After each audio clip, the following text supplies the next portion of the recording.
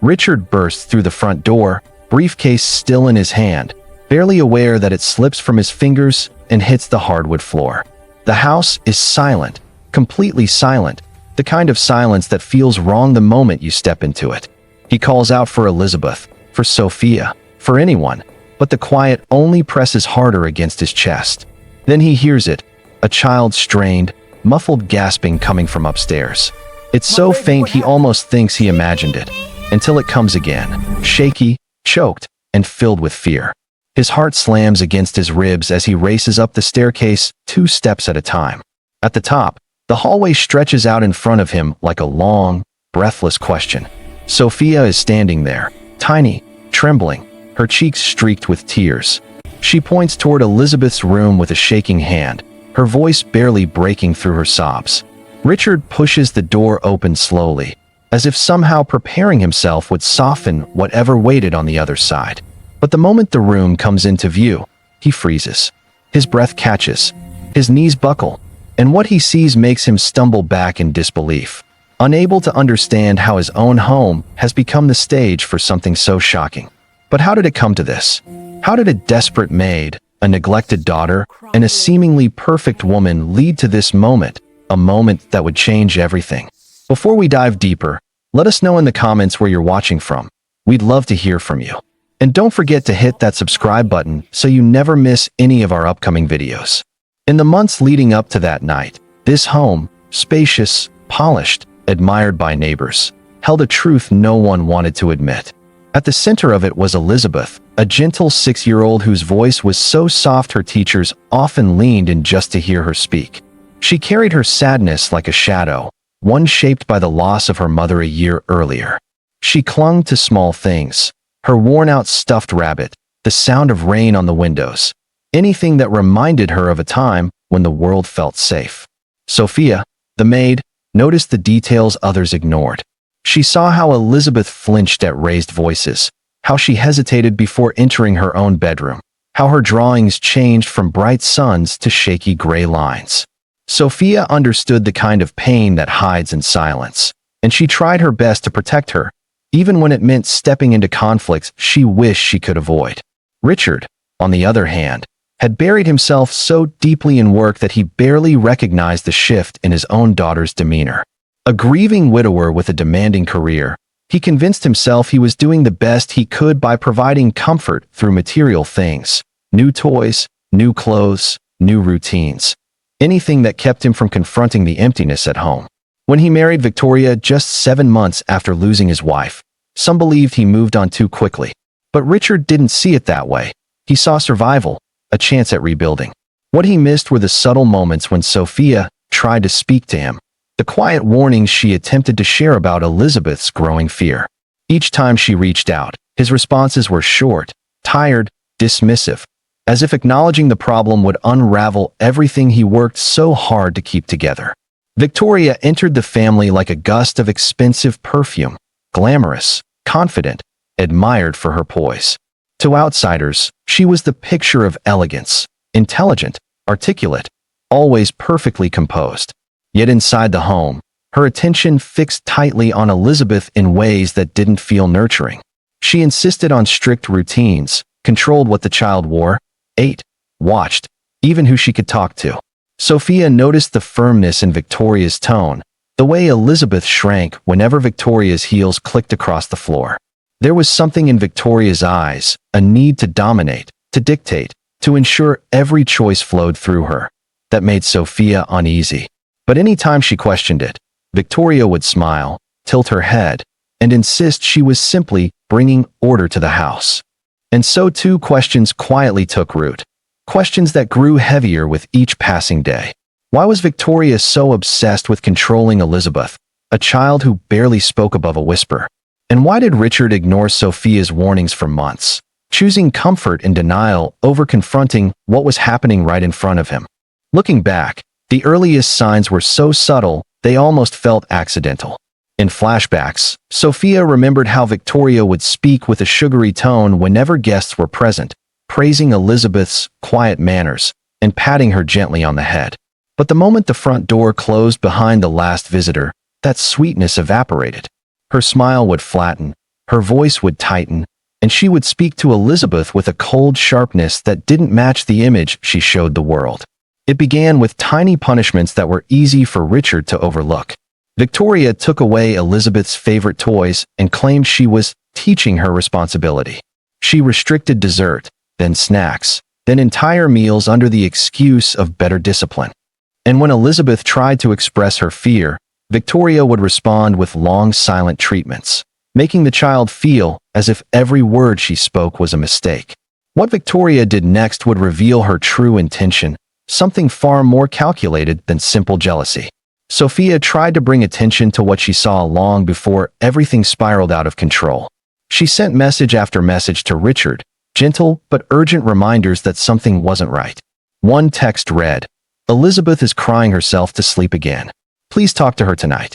Another said, "She refused to eat because she said Victoria yelled at her. I think you should check in with her." But Richard, overwhelmed with business trips and meetings, often left the messages unopened for hours or responded with short comments like, "I'll handle it later," or "She's just adjusting." And in those long delays, the situation only grew worse. Sophia sensed the tension rising in small moments. The sound of a locked door, the way Elizabeth clutched her backpack before school, the trembling in her voice whenever she whispered, "Please don't leave me alone with her." But this wasn't just jealousy. There was a deeper secret involved, one Sophia couldn't yet name but could feel in her bones. The truth became harder to ignore the day Elizabeth's teacher left a voicemail that made Sophia's hands shake as she replayed it. The teacher spoke with careful concern, saying, "Richard, I'm calling because Elizabeth showed up with small bruises on her arm today. She said she fell, but the marks don't match a fall. I think someone should check on her." Sophia saved the message immediately, hoping it would finally get Richard's attention. When she showed it to him later that evening, he listened with a tight jaw and tired eyes, rubbing his forehead as though the world was asking too much of him. Before he could speak, Victoria entered the room, already wiping a tear from her cheek. Her voice trembled as she said, "I'm trying my best. She just hates me, Richard. I don't know what else to do. I don't want to lose your trust." The performance was so convincing that Richard wrapped his arm around her shoulders instead of looking deeper into what Elizabeth had tried so desperately to communicate. And in that moment, Sophia realized she was the only one truly listening. As weeks passed, the emotional strain inside the house tightened like a rope around Elizabeth's small world. One afternoon, Sophia came upstairs to deliver laundry and heard faint knocking from behind Elizabeth's bedroom door. When she turned the handle, it didn't budge. Elizabeth's voice, barely above a whisper, trembled as she said, "She locked me in here again." Sophia's chest tightened as she knelt by the door and asked how long she had been inside. Elizabeth replied, "Since before lunch. Hours alone, no light except the sliver beneath the door, no comfort except the small blanket she clung to." When Sophia confronted Victoria gently later that evening, Victoria shrugged and replied, she needed time to think about her behavior. But Elizabeth hadn't misbehaved. Her existence alone seemed enough to justify Victoria's harshness. And each passing day made the atmosphere heavier, the silence deeper, and the fear more noticeable in every corner of the home. The tension reached a painful height the day Richard returned from a business trip with a small, wrapped present for Elizabeth. It was a simple snow globe, the kind with swirling glitter and a tiny house inside. Elizabeth held it carefully, her eyes bright for the first time in weeks. But the moment Victoria saw it, her expression changed. Later that night, Sophia heard a sharp shatter from the hallway. When she rushed over, she found the snow globe in pieces and Victoria standing behind Elizabeth with a forced look of disappointment. She dropped it, Victoria claimed, placing blame on the child who stood frozen with wide eyes. Elizabeth didn't speak. She only stared at the glittering shards scattered across the floor.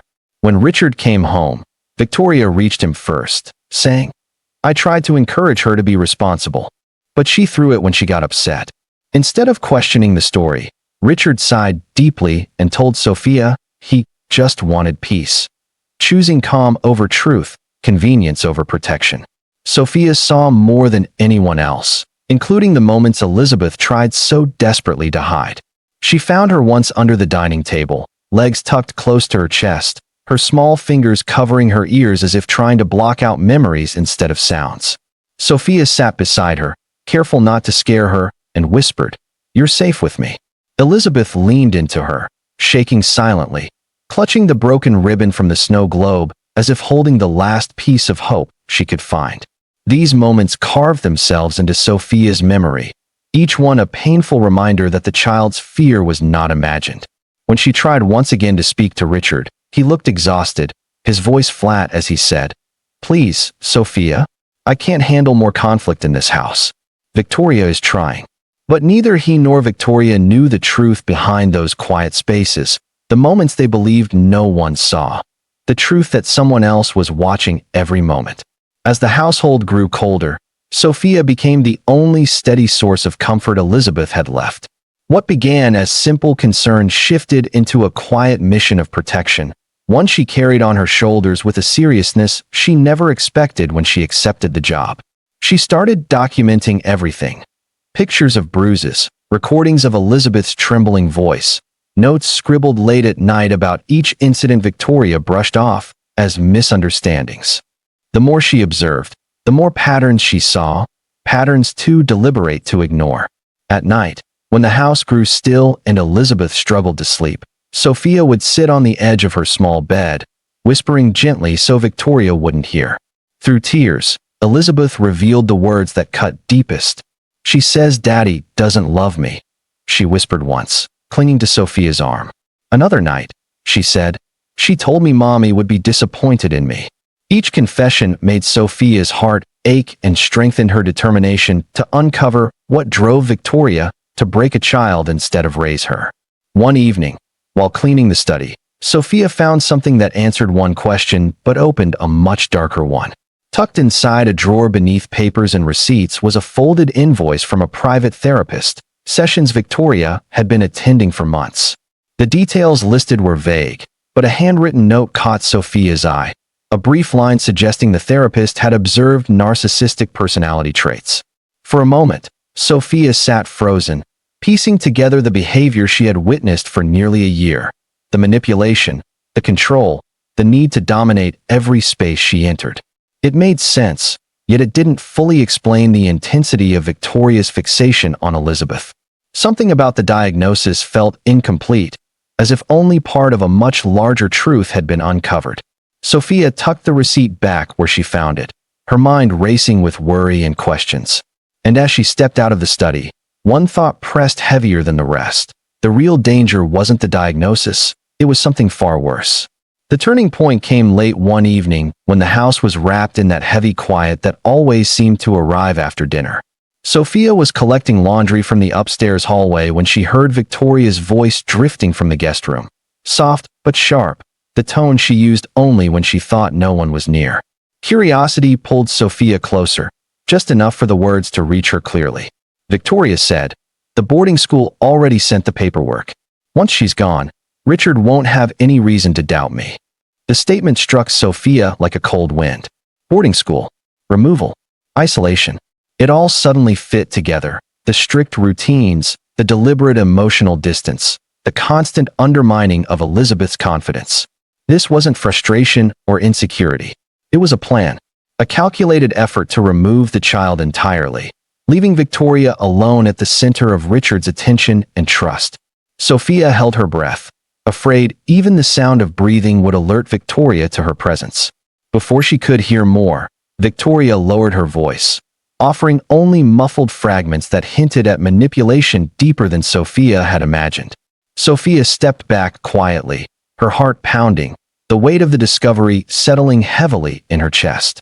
Standing alone in the hallway, she replayed the words over and over. She realized Victoria wasn't just trying to control Elizabeth, she wanted her gone, removed, out of the picture. And with Richard so desperate for stability, he might sign those papers without ever questioning why. The danger Elizabeth faced was no longer just emotional. It was the threat of being uprooted from everything familiar. Sent away because the woman meant to guide her had chosen ambition over care. Sophia knew she needed proof, something more than overheard whispers. Yet the fear of what Victoria might do if she felt exposed made every step feel risky. She knew one thing for certain. Time was running out, and Elizabeth's safety depended entirely on what she did next. If you're still watching at this point, drop a comment with, "I'm still here." Let's see who's really following the story. Everything shifted on a quiet afternoon that should have passed without incident. Elizabeth was carrying a small cup of juice to the living room, her hands trembling the way they often did when Victoria hovered nearby. As she turned the corner, a few drops slipped over the rim and splashed onto the carpet. It was such a small spill, barely noticeable, but the moment Victoria saw it, something inside her snapped. Her voice rose sharply, echoing through the halls with a fury Elizabeth had learned to fear. She snatched the cup from the child's hand, scolding her with accusations far too harsh for such a minor mistake. Then, in a moment that made Elizabeth flinch and stumble backward, Victoria grabbed her roughly by the arm, not violently described, but firm enough to make the child shrink into silence. She dragged her down the hallway, locked her inside her room, and told her she would have no dinner that night until she learned to respect this home. Sophia, hearing the commotion, rushed out of the kitchen and confronted Victoria with more courage than she usually allowed herself to show. But Victoria turned on her with a cold fierceness, stepping closer and saying, "If you interfere again, you'll regret it." The threat wasn't loud, but it carried a sharpness that made Sophia's pulse race. She waited until Victoria walked away, then pressed her forehead against Elizabeth's door, whispering through the wood, "It's okay. I'm here." With trembling fingers, she pulled out her phone and finally sent the message she had been afraid to send for weeks. "She'll destroy your daughter. Please, come home now." It was the clearest warning she had ever given him. But miles away, Richard sat trapped in a business meeting, his phone vibrating quietly inside his jacket pocket. Frustrated with the interruptions, he pressed the button to silence it, unaware that he had just muted the most important message of his life. And what he didn't know was that this was the last warning he would ever ignore. In the days that followed, Victoria's behavior grew even harsher, as though locking Elizabeth away had unlocked something deeper inside her. The smallest actions sparked her anger. When she discovered Elizabeth quietly playing on her tablet, a gift from Richard she cherished, Victoria snatched it from her hands, lifted it above her head, and slammed it against the table until the screen shattered. Elizabeth froze, tears filling her eyes as Victoria hissed, "Look at what you made me do." Later that afternoon, she cornered Sophia in the kitchen, her voice low and tense as she said, "One more step out of line, and you're gone. Do you understand?" The threat wasn't about losing a job. It was about losing the only protection Elizabeth had left. And as if destroying the tablet wasn't enough, Victoria went into Elizabeth's room that evening and tore apart the drawings the little girl had made, sketches of her mother, her old home, her memories. Each page ripped felt like a piece of Elizabeth's identity being erased. The gaslighting became relentless. Victoria stood over Elizabeth with folded arms and said, "You make me behave this way. If you acted right, I wouldn't have to."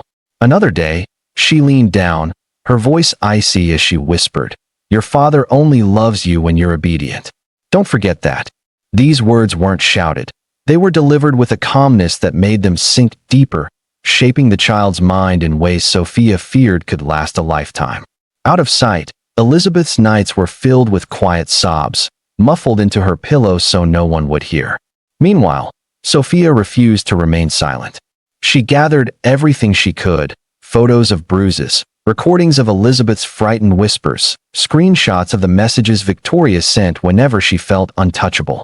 She sent Richard long messages detailing what she witnessed, followed by pictures that made her hands shake and voice notes where she whispered, "Please, Richard, I need you to listen." But his phone remained silent, unanswered, unopened. Whether he was overwhelmed, distracted, or unwilling to confront the truth, his absence grew heavier with each passing hour. And it raises a question that many of you might be wondering now. Do you think Richard was truly blind, or did he just not want to see the truth? Night fell over the house like a heavy curtain, and with it came a silence that weighed on every room. Elizabeth hadn't eaten since morning, her small body curled up on the edge of her bed, trying to make herself invisible. Sophia knew she couldn't wait any longer. Quietly, she carried a plate of food into the room, careful to avoid creaking floorboards, and set it gently near Elizabeth. "Here," she whispered, "just a little. Eat, please." But Victoria's sharp heels clicked across the hallway, faster and closer than Sophia could anticipate. In seconds, the door swung open, and the warmth of hope was replaced with the chill of confrontation. Victoria's voice, icy and commanding, cut through the room. "What do you think you're doing?" Sophia froze, clutching the plate as the tension mounted. The argument escalated quickly, harsh words bouncing between them, each one weighted with fear, guilt, and desperation. Sophia's heart pounded, aware that she was risking everything by standing her ground. Knowing she had no other choice, Sophia reached for her phone, her hands trembling as she dialed Richard once more. Her voice broke through the connection, small but fierce. "Sir, I'm begging you, come home. She'll destroy her." Every word carried the weight of every bruise, every tear, every quiet plea Elizabeth had whispered through the months of abuse. And in that moment, everything circled back to the scene we opened with. The front door, the frantic rush, the muffled gasps from upstairs. But now, the audience understood the full context, the years of neglect and manipulation, the danger that had been building silently in the house. The pieces of the puzzle were finally falling into place, and the true gravity of the night's events could not be ignored. Richard burst through the front door, the echo of his own footsteps swallowed by the unnatural silence inside. The house, once polished and composed, now felt suffocating with tension. In the living room, Victoria stood perfectly still at first, forcing a calmness onto her face, her posture immaculate, as if nothing had occurred. But the cracks were already there. Sophia, trembling and exhausted, was crouched near Elizabeth's bed, tears streaming down her face as she whispered reassurances that had long gone unheeded. Elizabeth lay curled up, her small frame bruised and dehydrated, her eyes wide with fear and relief all at once. Richard froze, taking in the scene, the weight of what he had ignored crashing down on him in an instant. Victoria's carefully constructed mask shattered in a burst of anger and accusation.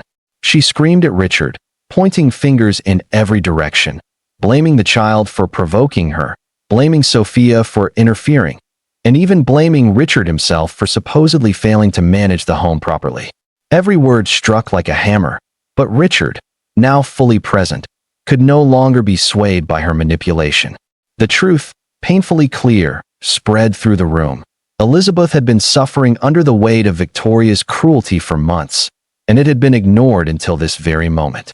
Justice, swift and inevitable, arrived in one of its forms. Victoria was removed from the home, escorted out while she protested, leaving the household finally quiet, a fragile calm settling over Elizabeth and Sophia.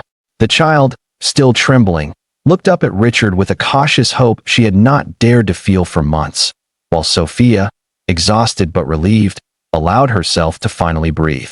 The house, though scarred, was now a place where safety could return, and the shadow that had threatened to consume them all was finally lifted. The story closed with a lesson hard learned. Neglect, silence, and manipulation carry consequences, and sometimes it takes hitting rock bottom for the truth to be seen. In the days that followed, the household began to breathe again, slowly and cautiously.